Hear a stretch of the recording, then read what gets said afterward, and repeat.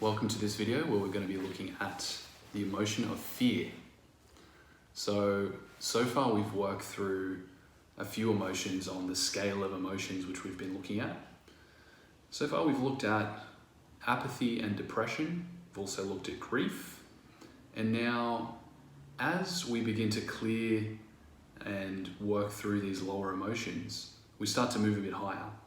So with fear, we're looking at anxiety, panic, dread, all these feelings, and we're slowly starting to work our way up into a higher energetic state. Once we've transcended and mastered fear, we can keep moving to the states beyond that. But first, let's jump into fear.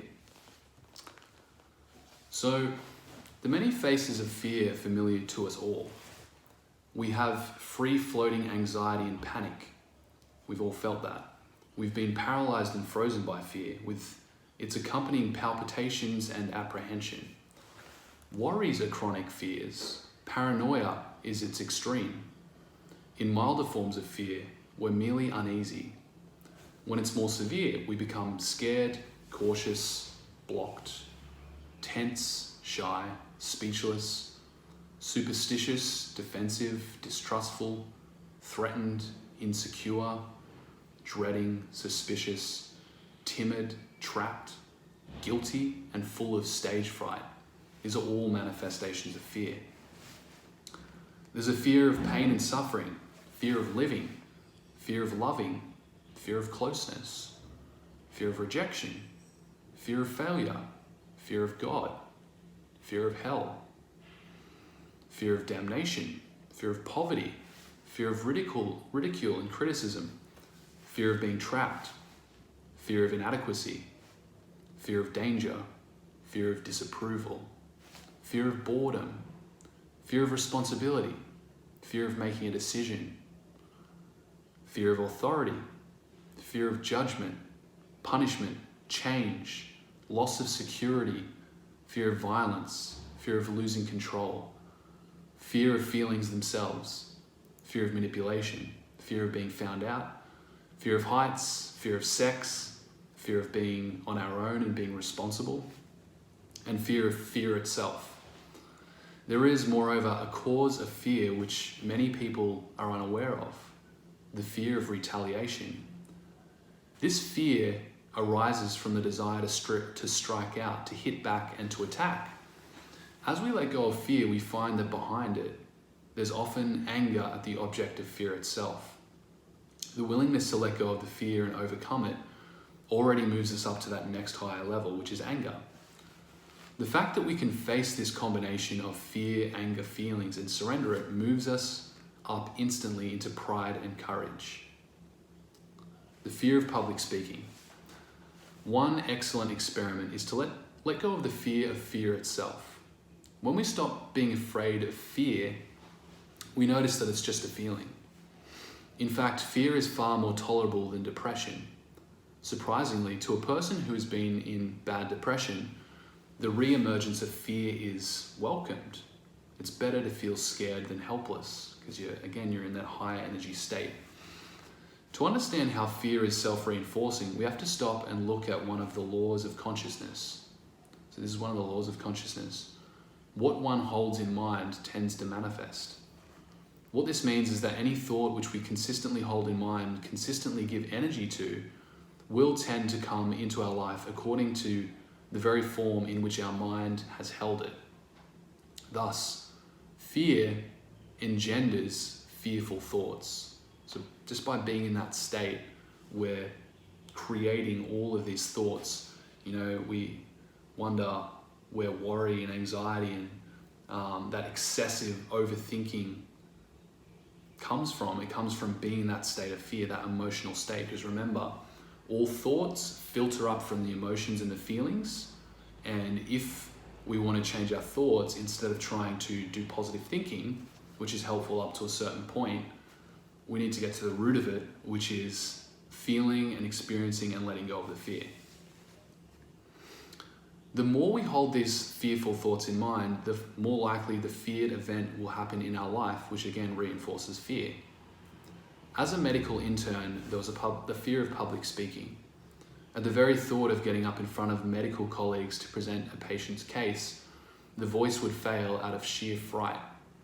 Because of holding that fear, the inevitable situation arose that necessitated having to present the case of a patient to the staff meeting.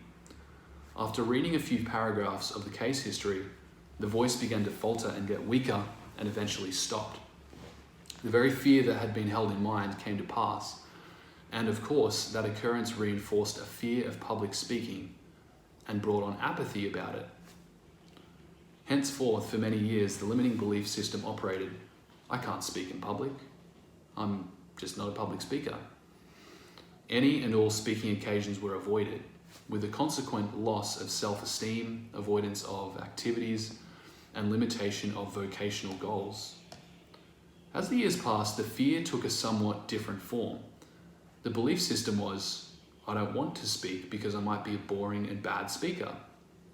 Finally, an occasion arose where it was necessary to speak in a public meeting. There was the opportunity to sit down and find the courage to face the fear. The inner dialogue was, what's the worst possible thing that could happen? Well, you could be terribly boring. This brought to mind all the boring speeches given by others, and then it became possible to accept that a boring speech was actually common and certainly not the end of the world. There was a letting go of the pride and vanity behind that fear. Yes, it just might happen that the speech would be terribly boring. The fateful day finally arrived. The paper was written out so that all was needed was to read it. Yes, it would have been far more interesting to give it extemporaneously, but there was an acknowledgement and an acceptance of fear, of the fear behind that. And so the speech was written out beforehand. The moment arrived to ascend the podium. Despite the inner fear and reading the speech in a flat, monotone voice, the feat was accomplished. Afterwards, some friends said, that was technically a good paper, but boy, it sure was boring. The inner self, however, didn't care. It was jubilant that there had been the courage and acceptance to face the situation and actually do it. The fact that it was boring was irrelevant. What was important was that it was done at all. Self-esteem increased because the fear and inhibition had been overcome, and speaking engagements no longer had to be avoided. In fact, the practice developed to begin all presentations with a warning to the audience. I am one of the most boring speakers around, and in fact, I can be quite tedious. Surprisingly, this brought on a laugh from the audience. The laughter signified acceptance of our common humanness, and so the fears were lifted. It was discovered that humor is valuable in public speaking. It's a way of just being at one with the humanness of the audience and discovering their compassion. Once we are united with them in compassion, we can feel their encouragement as they cheer us on. We love them for relieving our fear and accepting us, and they love us back for doing the very thing that they themselves fear. Once this evolution through the levels of emotion is made, there's an enjoyment of public speaking. We find out that part of the mind can be quite funny when the occasion arises. Eventually, with complete surrender, reading a prepared speech dropped off and the speaking became extemporaneous. With more experience, the public speaking improved, which engendered more speaking engagements. This allowed the accomplishment of many vocational goals that heretofore had been thwarted. There were appearances in the national media, such as talk shows on television. It's a long step from being too frightened even to read a case history in front of a few interns to enjoying oneself speaking on a television network to millions of viewers on the Barbara Walters show. We all derive great benefit from liberating ourselves out of a fearful inhibition into successful functioning, because that learning process automatically spills over into many other areas of our life. We become more capable, freer, and happier, and with that, there's an inner peace of mind. So, as with all these negative emotions, what's so amazing is as you start to peel back the layers, experience those emotions in particular areas, like here he's talking about public speaking, that just starts to affect your whole life. Other areas of fear, they all start to become easier and more peaceful, because that deposit of fear that exists within us all it's like the energy behind it has diminished because we've been doing this letting go. The healing effect of love. Fear is so pandemic in our society that it constitutes the predominant ruling emotion of the world as we know it.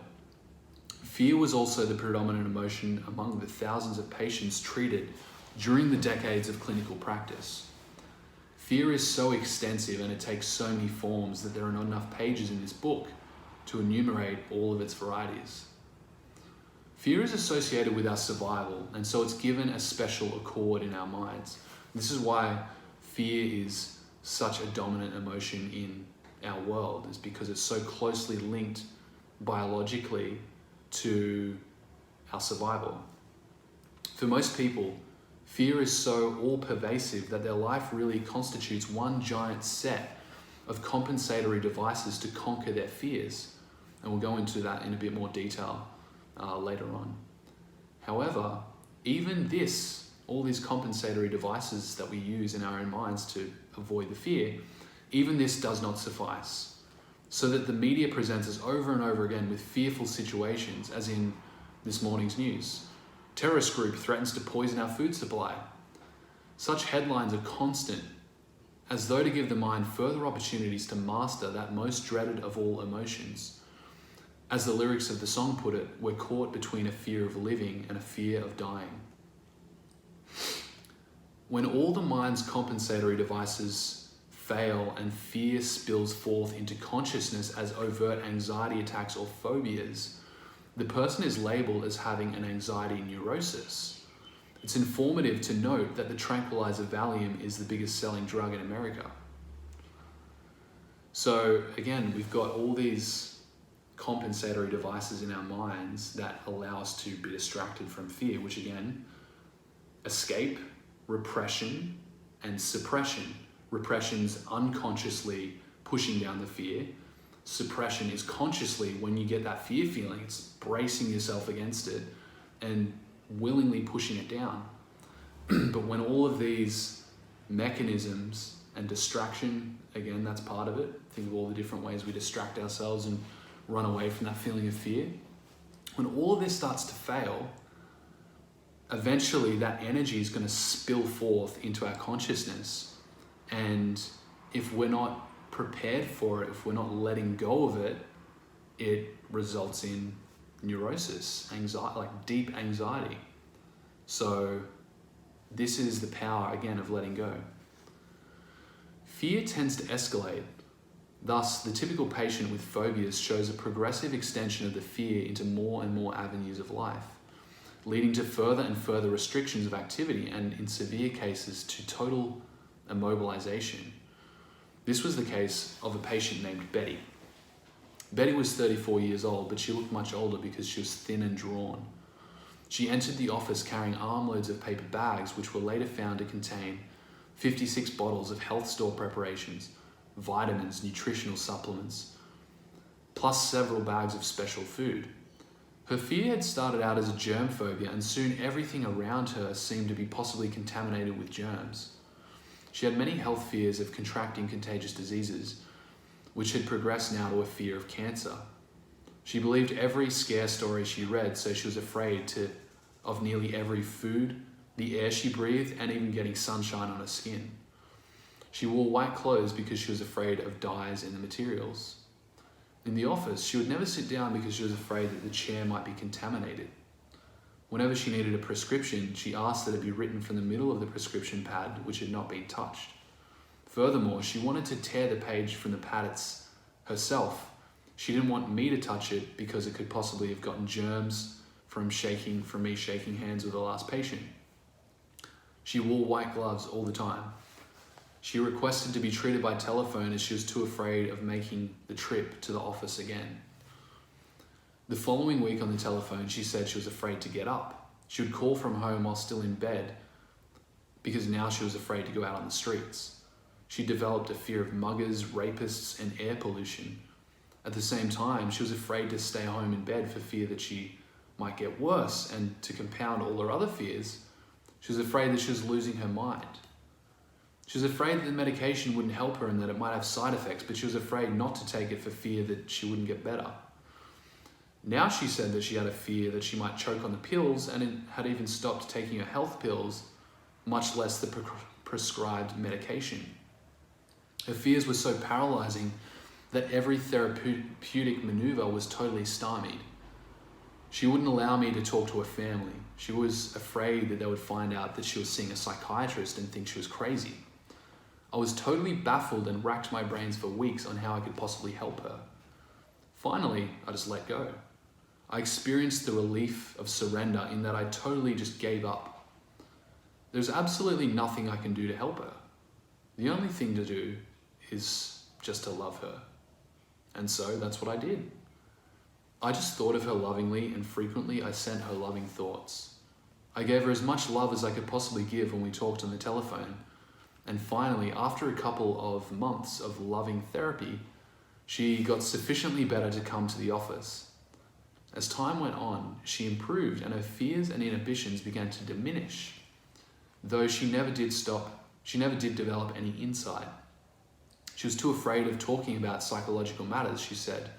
And so over the months and eventually after years of treatment, the only thing I ever did was to love her. This case illustrates a concept that we previously presented in the chapter on apathy. That is, a higher vibration, such as love, has a healing effect on a lower vibration, such as that in the patient's case, fear. This love is the mechanism of reassurance, and very often we can quiet another person's fears by our mere physical presence and by the loving energy that we project into them and with which we surround them. It is not what we say, but the very fact of our presence that has the healing effect. We can learn another one of the laws of consciousness. Fear is healed by love. This is the central theme of the series of books by psychiatrist Jerry Jampolsky.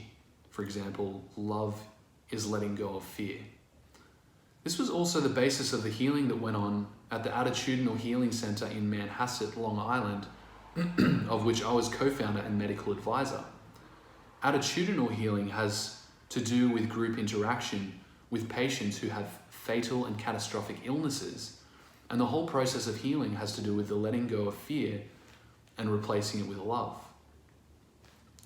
This is the same mechanism of healing demonstrated by the great saints and illumined healers, whose very presence has the power to heal because of the intense vibration of love which they radiate.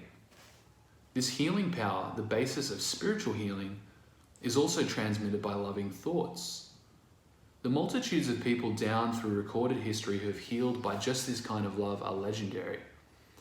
In recent history, for instance, Mother Teresa is credited with healing great numbers of people by these very mechanisms of unconditional love and illumined presence. To people who are unfamiliar with the laws of consciousness, these types of cures seem miraculous. But to those who are familiar with the laws of consciousness, such phenomena are commonplace and to be expected. Higher levels of consciousness are in themselves capable of healing, transforming, and enlightening others. So, again, it's interesting that we've got a lot of mainstream ideas around how to deal with fear, such as medication, but even in personal development, you've got this whole attitude of just rev yourself up, face your fear, bust through it, break through your fear, which is helpful to an extent. However, if we want to really let go of fear so that it's no longer part of our makeup, letting go, surrendering, and also bringing in the love, again, by surrounding ourselves with loving people, but also as we surrender the fear, love is actually the natural consequence. Love arises out of us spontaneously. This is a very different approach, and it's one that's been really powerful for me. So The value of the surrendering mechanism is that by letting go of our blocks to love, our capacity to love increases progressively, it moves up. And loving energy has the capacity to heal ourselves as well as others. So we're not just doing this so that we can feel better, but as we clear our own fear, we start to naturally radiate more of that love, which helps other people to let go of their fear. The only drawback of these types of healings is that often the healing is sustained while in proximity to a person capable of radiating high levels of love. But the illness returns when people leave that presence, unless they themselves have learned to elevate their own consciousness. And again, this is the importance, comes back to the importance of us raising our own consciousness by doing these kinds of practices and not just looking for it externally. Well, you might ask, if sending loving thoughts has a healing power, then how come we see all the sick people in hospitals whose families are so solicitous? Why does the love of the family not heal the patient? The answer is to look at the kinds of thoughts that are being sent by the family to the patient. As you examine them, you'll see that they're primarily thoughts of anguish and fear, accompanied by guilt and ambivalence. We might picture love to be like the sunlight and negative thoughts to be like clouds, whereas our higher, greater self is like the sun. All the negative thoughts, doubts, fear, anger, and resentments that we hold dim, all this stuff that we're holding ourselves, dim the light of the sun, and finally, the light comes through only weakly. It was Jesus Christ who said that we all, with faith, potentially have the power to heal. The saint or person of high consciousness is, by definition, one who has removed those clouds of negativity and radiates the full healing power of the sun, which is inside all of us. This is also why saintly beings have such magnetic power and that they attract multitudes to their physical presence. As an example, when the late Indian saint Sri Ramana Maharshi had a birthday, 25,000 people stood in the sweltering tropical sun shoulder to shoulder in one solid mass to celebrate his presence and to wish him well. As we consistently let go of resisting our fears and allow them to be surrendered, the energy that was tied up in the fear is relinquished and now becomes available to shine forth as the energy of love. Therefore, unconditional love has the greatest power of all, and that love is the power of the celebrated saints. Unconditional love is also the power of the mother and of the father, the presence of whom is so essential to the children's learning to love as they grow older. It was Sigmund Freud who observed that the most fortunate thing that can happen to us growing up is to be our mother's favorite child. So what about those of us who didn't grow up or didn't have the fortunate experience of being bathed in unconditional love as we grew up? There's the commonly held belief that if we didn't have this experience, then we're somehow scarred or crippled for life. Actually, this is not so. A person who's experienced a great deal of love in early life years has fewer fears and a head start. But this love is intrinsic within all of us. By the very nature of our being and by the very nature of the life energy that flows through us and empowers us to breathe and think, we all have that same vibrational energy level of love inside of us. If, in looking at ourselves, we see that we've allowed the experience of our own nature to become blocked off by extensive fears, then we can rediscover the love within us by utilizing the mechanisms of surrender, thus letting go of the clouds of negativity. By rediscovering this inner love, we rediscover the true source of happiness. So that's part one of fear. And we're going to do a second part, which goes over looking at the shadow. Now, this is taking things a level deeper and understanding what it is that unconsciously runs us, really. And fear is something that lives in our shadow a lot of the time. It's something that we don't really let up. But as we turn to face that and we own it and we surrender all the feelings, we can become whole and we can become one with our shadow, and that fear will begin to just completely diminish. So we're going to look at that next time. And also the guilt aspect of fear, because guilt is actually one of the major components of fear. Guilt actually comes out of fear. So by letting go of fear, we can clear out the guilt. We're going to look at that in the next episode, but I hope you had some insight from watching this and understand how fear operates in your own life. And what would be really powerful for you to take this knowledge and actually ground it in your everyday life, which is where we're going with all of this, is for you to actually write down your greatest fears. So the exercise for today is take out your notepad, your piece of paper, or your file on Google, and write out, what are my greatest fears? And be really specific. So you could say, you might start off with, I have a fear of public speaking. And then actually break that down and get more specific, because the more specific you are, the more you can access the feeling, the raw emotion. And with all of these activities and exercises we're doing, all we're doing is using a letting go method throughout this whole thing. So you want to write down, okay, maybe if it's public speaking, maybe it's actually looking stupid while public speaking. You know, maybe it's forgetting what to say and people assuming I'm stupid. Could be making a mistake and feeling embarrassed, so fear of embarrassment. Or let's say maybe it's in a relationship. Maybe it's like fear of being alone. And then go deeper into that and tease that out. So right underneath that, okay, fear of being alone. What is it I'm really afraid of? Maybe it is just fear of being alone. So we want to separate the obvious thing from the deeper layer, which is going to get you in touch with the emotion. So if it's fear of being alone, sit with that feeling and, you know, imagine what it would be like if you were completely alone.